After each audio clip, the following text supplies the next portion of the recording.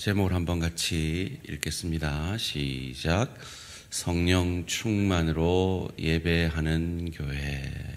올해 표를 한번 같이 읽겠습니다. 시작. 성령 충만으로 예배하는 교회.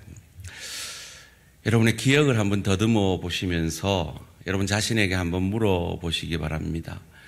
오늘 내가 하나님 앞에 몇 번째 예배를 드렸죠? 내 인생에서 내가 오늘 몇 번째 예배를 드리고 있는 것 같습니까? 물론 우리 중에 그걸 셀 수 있는 분은 아마 최근에 믿는 분밖에 안 계실 겁니다. 그렇습니다. 저희는 참 많은 예배를 우리 인생 가운데 드렸습니다. 그렇다면 그 예배의 은혜를 통해서 우리는 참 많이 변화되어야 합니다. 혹 우리가 그 수많은 예배에도 불구하고 우리의 변화가 더디거나 우리의 변화가 부족했다면 어쩌면 우리가 드린 그 예배가 영적인 예배가 아니었을 수도 있습니다. 어찌해야 할까요? 캘리포니아 주에 가면 딕슨이라는 도시에 쿨패치 펌킨 옥수수밭 미로가 있다고 합니다. 사진에 보여지는데요. 약 1200평에 저 미로 길이만 약 8km가 된다고 합니다. 여러분, 저 미로에서 빠져나오실 수 있겠습니까? 저는 저 미로를 보면서 참 저것이 우리의 인생이다는 생각이 듭니다. 어찌해야 할까요? 2025년 한 해 우리 모든 대한가족들의 인생의 걸음걸음 가운데 모든 선택의 순간 가운데 하나님께서 우리 모든 대한가족들에게 분별력의 지혜를 주셔서 하나님의 뜻에 합당한 선택을 통해서 하나님의 풍성하신 그 축복을 받아 누리게 되시기를 주님의 이름으로 축원합니다. 그러려면 어찌해야 할까요? 심리학에서는요, 윤형방황이라는 이론이 있다고 합니다. 눈을 가리고 자기는 앞으로 걷는다고 생각하고 걷거나 아니면 눈을 뜨고서라도 사방이 똑같은 사막과 같은 산길과 같은 그런 곳을 걷게 되면 자기는 직선으로 가고 있다고 생각하는데 놀랍게도 자기가 처음 출발했던 그 자리로 돌아오는 현상을 말한다고 합니다. 에이, 설마 앞으로 계속 가고 있는데 그렇겠나 싶지요. 실제로 한 59세의 등반가가 알프스에서 길을 잃어버렸습니다. 13일 만에 구조가 됐는데요. 그는 매일 13시간씩 앞으로 전진했다고 합니다. 그리고는 구조되었을 때 그가 이 조난당한 위치에 불과 6km 안에서 맴돌았다 하는 것을 알게 되어집니다. 이를 독일 막스 프랑크 연구소의 잔 소만 박사팀도 이렇게 실험을 해봤대요. GPS를 6명에게 달아가지고 해가 보일 때는 똑바로 걷게 했는데 똑바로 나아갔지만은 태양이 사라지고 어두운 밤에는 이들도 방향을 잃고 헤매기 시작하더라 하는 겁니다. 이와 같은 이 윤형방황의 모습은 바로 우리의 영적인 모습과도 닮아 있습니다. 우리는 나름대로 신앙의 전진을 하고 있다라고 생각하지만 사실은 우리는 제자리에서 빙빙 돌고 있는지도 모르겠습니다. 어찌해야 할까요? 이런 인간의 한계를 극복하고 전진하는 신앙으로 나아가려면, 그래서 바른 분별력을 가져서 바른 선택을 함으로 아름다운 열매를 맺으려면 어찌해야 할까요? 그 해답을 오늘 본문 가운데서는 두 가지로 우리에게 주고 있습니다. 첫 번째는 역설적 삶이고 두 번째는 질서 있는 삶입니다. 어떤 삶이라고요? 역설적 삶과 질서 있는 삶입니다. 첫 번째로, 역설적 삶은 어떤 삶일까요? 우리가 이 로마서를 전체 그림을 먼저 살펴볼 필요가 있겠습니다. 로마서 1장부터 11장까지는 믿음으로 얻게 되어지는 구원의 교리를 이야기합니다. 이는 세 단어로 요약할 수 있을 것입니다. 창조, 타락, 구속. 인간은 선악과를 따먹음으로 하나님보다 높아지려 하고 하나님과 같이 되려고 하여서 죄에 빠집니다. 그리고 그 인간의 죄를 폭로하기 위해서 하나님은 율법을 허락하셨습니다. 그 율법을 통해서 유대인들은 자신의 죄인됨을 깨닫고 이방인들은 양심의 법을 통해서 자신의 죄인됨을 깨닫습니다. 절망하는 것이죠. 그런데 이 율법에 하나님의 한 의신 예수 그리스도를 통해 그를 믿음으로 말미암아 구원 얻는 그 믿음의 역사를 11장까지 바울은 우리에게 가르쳐 줍니다. 그리고 12장부터 16장까지는 그렇다면 그 믿음의 사람이 어떻게 살아내어야 하는가를 가르쳐 주는 첫 번째 구절이 바로 오늘 우리가 읽은 로마서 12장 1절, 2절 말씀입니다. 믿음으로 산다는 건 바로 역설적 삶을 사는 것이다라는 것을 우리에게 가르쳐 주는 것이죠. 1절 말씀 함께 읽겠습니다. 시작. 그러므로 형제들아, 내가 하나님의 모든 자비하심으로 너희를 권하노니 너희 몸을 하나님이 기뻐하시는 거룩한 산 제물로 드리라. 이는 너희가 드릴 영적 예배니라. 여러분, 산 제물이란 말은 참 역설적인 고백입니다. 왜냐하면 모든 제물은 죽여서 드리기 때문이죠. 여러분, 오늘 예배를 마치고 카페에 가셔서 카페 직원에게 이렇게 한번 주문해 보십시오.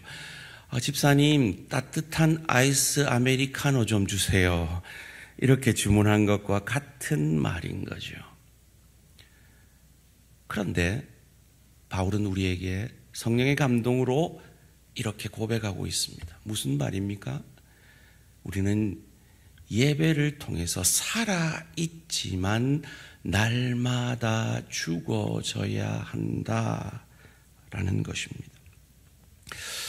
여러분, 우리는 지금 예배를 드리고 있지만 구약시대에는 제사를 드렸죠. 한번 속으로 한번 답을 해보세요. 제사를 드릴 때 그 짐승을 죽이고 각을 뜨는 걸 제사장이 했을까요? 제사 드리는 사람이 했을까요? 아이고, 우리 성가대 똑똑하네요. 맞습니다. 제사 드리는 사람이 짐승을 죽이고 각을 떴어요. 그럼 어떻게 됐을까요? 짐승을 죽일 때 피가 튀길 겁니다. 껍질을 벗길 때 피가 자기 온몸에 덮일 것입니다. 그로 말미암아 내가 이 짐승처럼 죽어져야 하는데 오실 메시아 그리스도가, 신약시대인 우리는 오신 메시아 예수 그리스도가 나를 위해 이렇게 죽어짐으로 내 죄를 사함받았다는 그 피의 범벅이 되어지는 그 역설적 삶, 그 예배의 삶을 통해 하나님은 우리에게 전진하는 신앙의 믿음을 허락하시는 겁니다. 그것을 갈라디아서 2장 20절도 우리에게 가르쳐 주는데요. 함께 읽습니다. 시작. 내가 그리스도와 함께 십자가에 못 박혔나니 그런즉 이제는 내가 사는 것이 아니요 오직 내 안에 그리스도께서 사시는 것이라. 이제 내가 육체 가운데 사는 것은 나를 사랑하사 나를 위하여 자기 자신을 버리신 하나님의 아들을 믿는 믿음 안에서 사는 것이라. 아멘. 제가 학생 시절에 처음 예수님을 인격적으로 만나고 정말 전진하는 신앙을 가지기 위해서 늘 노력했지만 늘 저 자신의 죄악됨으로 넘어지고 쓰러질 때마다 늘 이불을 벌려 흥얼거렸던 찬양이 바로 이 갈라디아서 2장 20절을 배경으로 한 찬양이었습니다. 내 안에 사는 이 예수 그리스도니 나의 죽음도 유익함이라. 대학에 가서 이 노래가 한국 사람이 지은 노래가 아니라 외국 노래를 번역한 것을 알았습니다. Christ in me is to live, to die is to gain. 영어로 하니까 더 은혜가 되더라고요. To die, 내가 죽는 것은 is to gain, 내가 얻는 것이다. 이 역설, 내가 내 남편에게 죽어지고 내 아내에게 죽어지고 내 지체에게 죽어지고 내 동료에게 죽어지는 것, 손해보는 것 같지만 사실은 그를 얻는 것이며 평화를 얻는 것이며 기쁨을 얻는 것임을 이 찬양을 고백함으로 그렇게 살아낼 때마다 경험하게 됩니다. 바울이 말하는 이 역설적 삶은 바로 이 제사 드리는 이 예배자의 심정으로 이 짐승이 죽어짐처럼 제가 죽겠습니다 라는, 나는 죽고 내 안에 그리스도께서 사시는 성령 충만한 역설적 삶, 그 삶을 통해 2025년 한 해 여러분의 가정에서, 일터에서, 주의 교회에서 전진하는, 예배에 성공하는 저와 우리 모든 성도님들 되시기를 주님의 이름으로 축원합니다. 두 번째, 바울은 우리에게 전진하는 신앙생활을 위해서 질서 있는 삶을 살아라라고 가르쳐 줍니다. 오늘 본문 2절 말씀입니다. 너희는 이 세대를 본받지 말고 오직 마음을 새롭게 함으로 변화를 받아 하나님의 선하시고 기뻐하시고 온전하신 뜻이 무엇인지 분별하도록 하라. 이 2절 말씀에서는 우리의 영적 질서가 나옵니다. 영적 질서가 무엇입니까? 예배가 우선되어지는 삶입니다. 영적 예배를 통하여서 하나님은 우리를 변화시킨다는 것입니다. 그 예배를 통해서 변화됨으로 말미암아 우리는 궁극적으로 분별력이 생기고 분별할 수 있는 지혜가 생겨서 바른 선택을 할 수 있게 되어진다라는 것입니다. 그런데 우리는 착각을 한단 말이에요. 내가 성공하려면, 내가 잘 되려면, 내 자녀가 잘 되려면 내가 어찌해서든 내 지혜로 잘 선택해야 된다라고 생각을 해요. 그런데 그 잘 선택하려면 분별력이 있어야 돼요. 근데 그 분별력은 내가 변화되어야 되는 거예요. 그 변화를 위해서는 참된 영적 예배가 선행되어야 한다라는 것입니다. 바울은 말합니다. 이 세대를 본받지 말아라. 그런데 우리는요, 수많은 세상의 문화 속에서 살고 있기 때문에 나도 모르게 세상을 본받게 되어집니다. 여러분, 지난 한 주간 생각해 보세요. 세상 속에서 우리는 얼마나 많은 영향을 받았습니까? 그런데 그 영향을 벗어나려면, 그래서 바로 분별하려면 예배, 참 영적 예배, 내가 죽어지고 내 안에 성령께서 충만히 역사하시는 그 예배를 통해서만 가능하다라는 것입니다. 세상의 가치관이 아니라 하나님의 말씀으로 나를 채울 때 가능하다라는 것입니다. 찬송가 337장을 잘 아시죠? 내 모든 시험 무거운 짐을 주 예수 앞에 아뢰면. 여러분 4절이 이렇게 되어 있습니다. 마음의 시험 무서운 죄를 주 예수 앞에 아뢰면. 내가 부르는 건 같이 부르자는 건데 시작. 예수는 나의 능력이 되사 세상을 이길 힘 주시네. 믿으십니까? 2025년 한 해 우리는 어떻게 세상에 물들지 않을 수 있습니까? 어떻게 이 세대를 본받지 않을 수 있습니까? 예수를 만나는 이 예배의 시간, 예수의 십자가의 피로 적셔지는 이 예배의 시간을 통해서만 가능하다라는 것입니다. 그러므로 말미암아 우리의 마음의 변화가 생깁니다. 그러기에 우리는 참 영적인 예배를 드려야 합니다. 그런데 앞서 말씀드린 대로 우리가 얼마나 많은 예배를 드렸습니까?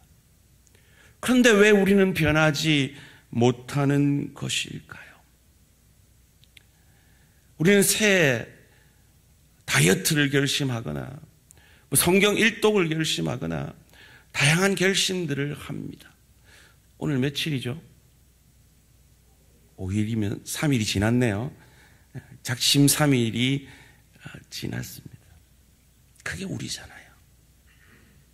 어찌해야 될까요? 제가 송구영신 예배 때 도전해드렸죠. 작심 3일은 우리 어쩔 수 없는 한계인데 3일에 한 번씩 예배를 드리자고요. 수요 기도회든지 새벽 기도회든지 금요 기도회든지 한 번 더 주중에 나와서 하나님 만나고 내 생각, 내 감정으로 가득 차 있는 나를 비워 주의 말씀으로, 주의 생각으로 채우는 그 예배의 삶을 통해서 우리에게 분별력이 생긴다는 겁니다. 예배를 드리는데도 안 변한다면 예배 자체가 문제가 아니라 바로 예배 드리는 우리의 문제가 있을 수 있습니다. 여러분, 제가 중학교 때 예수님을 인격적으로 만났어요. 막 수련회 때 막 눈물 콧물 흘리면서 기도하면서 은혜를 처음으로 경험했어요. 은혜를 경험하고 저 안에 세 가지 변화가 있었는데, 첫째는요, 예배가 사모되더라고요. 예배가 사모되니까 둘째로요, 제가 제일 앞에 앉기 시작하더라고요. 셋째는요, 모든 예배의 설교를 제가 다 필기를 하기 시작하더라고요. 우리가 예배를 드리는데 왜 변화되지 않는가? 바로 로마서 12장 1절이 말하는 영적 예배가 아니라 그냥 상식적인 예배를 보고 가기 때문은 아닐까요? 영적 예배는 내가 산 제물이 되어서 죽어지는 예배인데, 죽어지지 않고 예배자가 아니라 관객이 되고 관중이 되어 있기 때문은 아닐까요? 소원합니다. 우리 대항에 관객이 아니라 관중이 아니라 참 예배자가 많아지기를 주님의 이름으로 축원합니다. 예배를 통해 성령의 기름 부으심을 사모하는 참 예배자가 많아지기를 주님의 이름으로 축원합니다. 그리할 때 대항의 예배를 통해서 성령의 불이 내려질 줄 믿습니다. 치유의 역사가 일어날 줄 믿습니다. 문제의 해결이 나는 아무것도 하지 않았는데 되어지는 역사가 있어질 줄 믿습니다. 그리고 삶의 지혜를 얻음으로 내 일상의 삶 가운데 내가 선택해야 될 그 순간순간마다 분별의 영이 우리를 주관하므로 바른 선택을 통해 후회 없는 2025년 한 해가 되어지기를 주님의 이름으로 축원합니다. 소원합니다. 2025년 여러분의 예배는 그저 졸거나 아무 기대 없이 때우는 예배가 아니라 영과 진리로 성령의 기름 부으심이 있는 예배가 되어지기를 주님의 이름으로 축원합니다. 그것을 사모하십니까? 그렇다면 제가 세 가지 도전을 구체적으로 해드리기를 원합니다. 첫 번째로, 예배 15분 전에 이 자리에 나와서 기도로 예배를 한번 준비해 보십시오.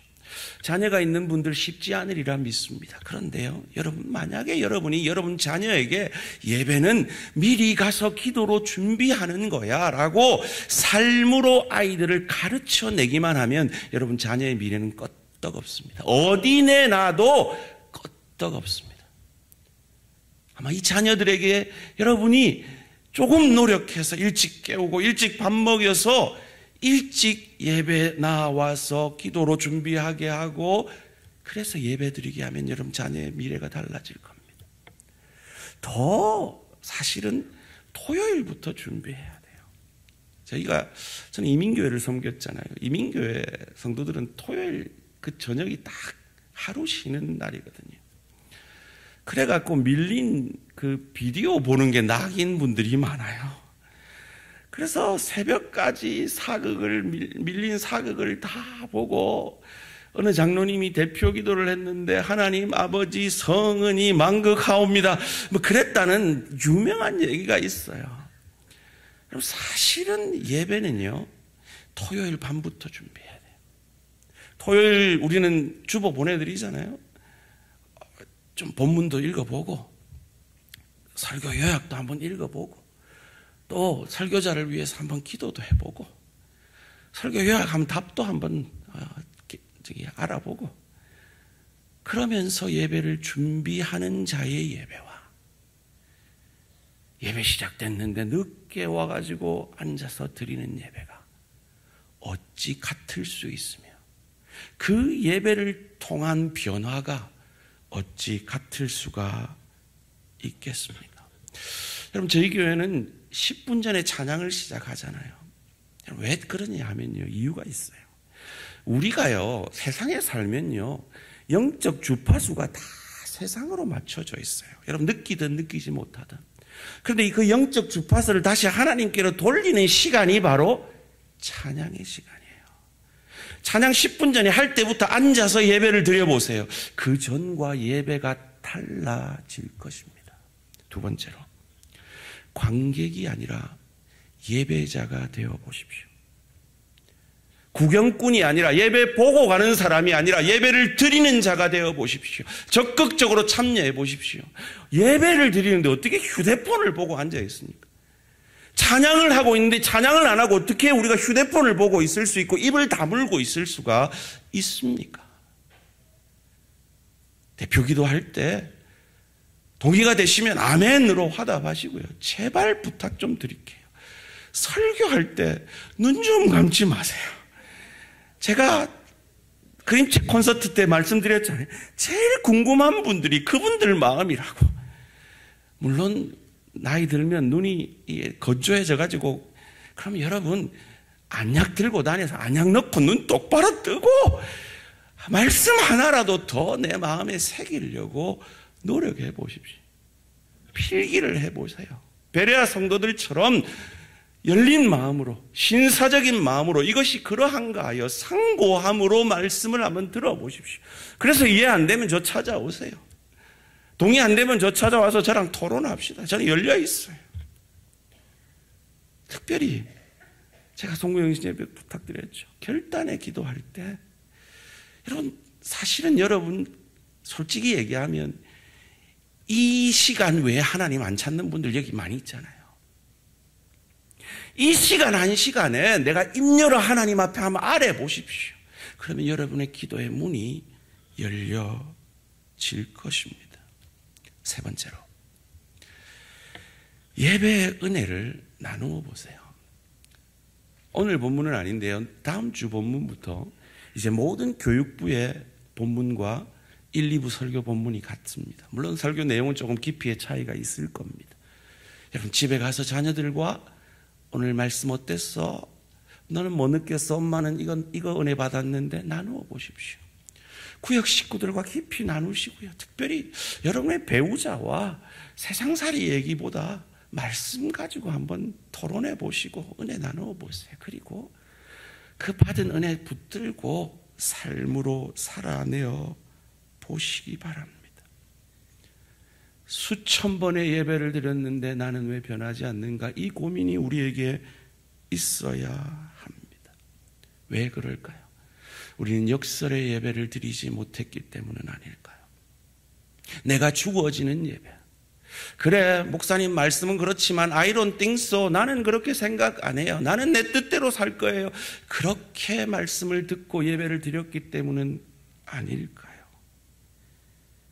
혹 내 질서가 어그러져 있기 때문은 아닐까요? 내 지혜로 모든 선택을 해서 영적 분별력을 잃었기 때문은 아닐까요? 그는 바로 영적 예배를 드리지 못함으로 내가 변화되지 못했기 때문은 아닐까요? 내가 죽어지는 참 영적 예배를 드리지 못했기 때문은 아닐까요? 미국 사회에 아주 큰 영향을 끼쳤던 윌리엄 제임스라는 하버드대 심리학 교수가 있습니다. 여러분, 이분은 몰라도 아마 이분이 했던 말은 여러 설교 가운데, 여러 책들 가운데 인용이 되어서 잘 아실 겁니다. 생각은 말을 낳고, 말은 행동을 낳고, 행동은 습관을 낳고, 습관은 성격이 되고, 성격은 인격이 되고, 결국 그 인격은 운명이 되어진다라는 말을 남긴 사람이죠. 이 사람이 남긴 또 유명한 말이 있습니다. 한번 같이 읽어볼까요? 시작. 행복해서 웃는 것이 아니라 웃어서 행복한 것이다. 우리 이 말 한번 실천해 봅시다. 한번 웃어봅시다. 지금 너무 심각한 얼굴로 있는데 한번 웃어봅시다. 2025년 안에 웃어서 행복해지시기를 바랍니다. 그런데 이 사람이 놓친 게 하나 있어요. 그렇다면 어떻게 생각을 바꿀 수 있느냐라는 것입니다. 여러분, 사람의 생각은요, 잘 안 바뀝니다. 특별히 나이가 들고 나면 더더욱 안 바뀝니다. 왜요? 지식이 잘 들어가지가 않거든요. 나이 들면 책 잘 안 읽잖아요. 그런데 하나님의 사람들은 변합니다. 왜요? 하나님의 말씀이 그 지식으로 더해지기 때문입니다. 왜냐하면 지식은 생각의 알맹이거든요. 그런데 우리는 세상 속에 삽니다. 그래서 예배를 통해 세상의 지식이 아니라 하나님의 말씀의 지식이 우리의 생각의 알갱이가 되어질 때, 그 말씀으로 채워질 때 내 생각이 변합니다. 그리고 기도를 통해서 내 생각을 내려놓을 때 내 생각이 변하고 하나님의 생각이 내 안에 들어오게 됩니다. 그리고 구역을 통하여서 우리 배우자들과 말씀을 가지고 나눌 때 그 말씀을 통해 내 생각이 바뀌어지게 되는 것입니다. 여러분, 유튜브 많이 하시죠?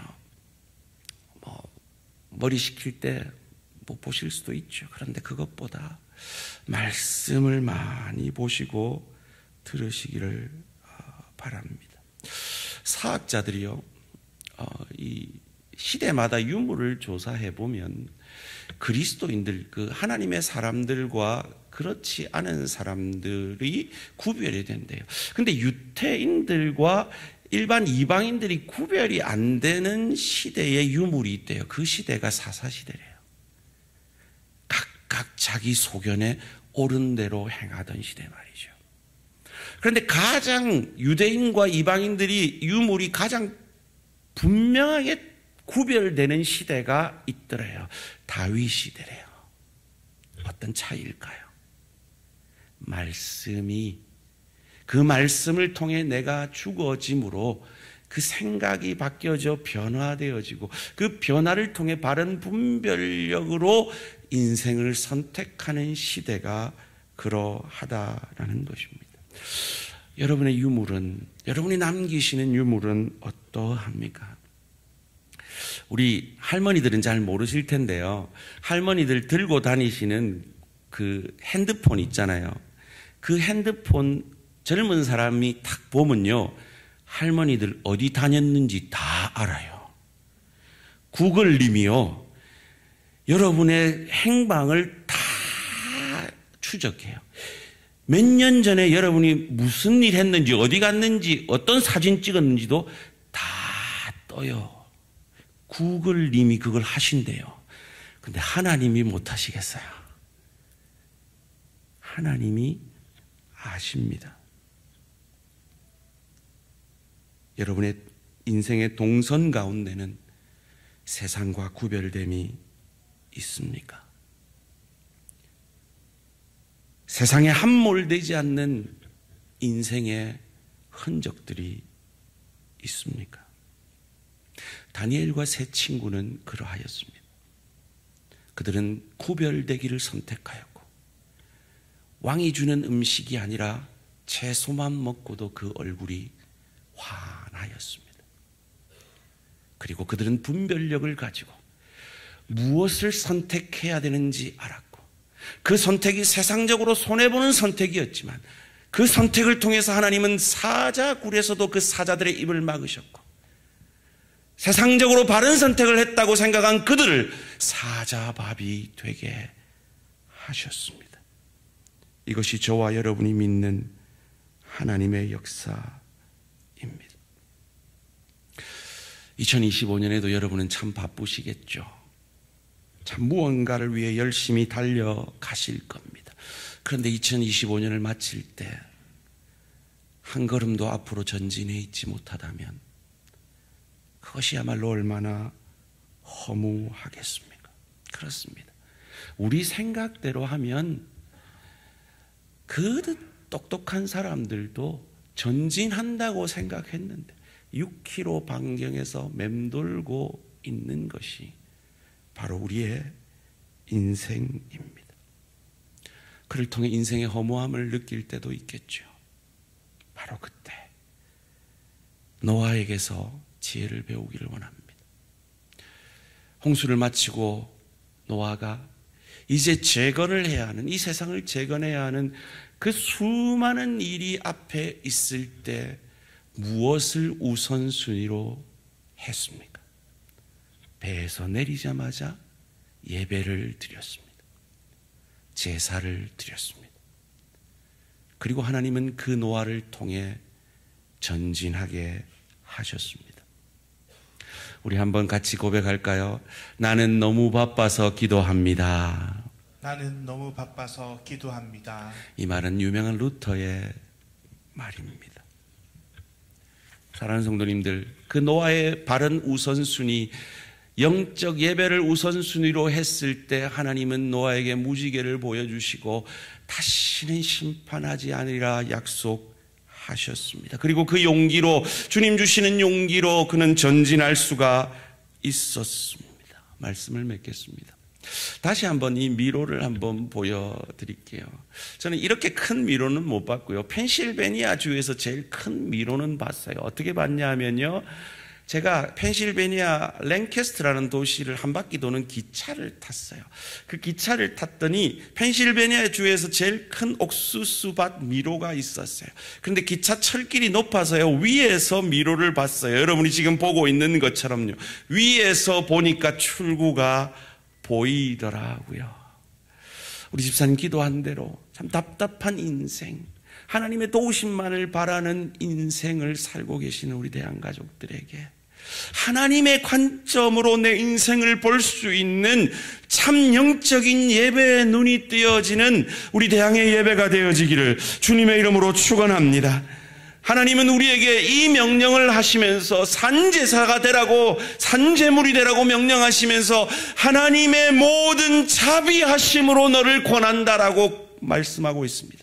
여기서 이 자비하심이란 뜻은 행동을 동반한 은혜입니다. 우리 주 예수님은 우리에게 말로만 자비하시지 않았습니다. 그의 몸을 우리를 위해 아끼지 아니하고 주심으로, 십자가에서 죽어주심으로 우리에게, 그가 먼저 산제사가 됨으로 우리에게 산제사 되라고, 산제물 되라고, 이것이 너희에게 축복이라고, 이를 통해서 너희는 분별력을 가지게 될 것이고 바른 선택을 하게 될 것이라고, 이를 통해 너희는 변화될 것이라고, 이를 통해, 이 예배를 통해, 그 변화를 통해 바른 분별력을 가지고 인생의 바른 선택을 함으로 내가 너희에게 예미한 풍성한 열매를 맺게 될 것이라고 우리에게 약속하십니다. 로마서 8장 32절 말씀 함께 읽습니다. 시작. 자기 아들을 아끼지 아니하시고 우리 모든 사람을 위하여 내주시니가 어찌 그 아들과 함께 모든 것을 우리에게 주시지 아니하겠느냐. 이 말씀을 믿으시고 2025년 안에 성령 충만으로 예배하는 저와 우리 모든 성도님들 되시기를 주님의 이름으로 축원합니다.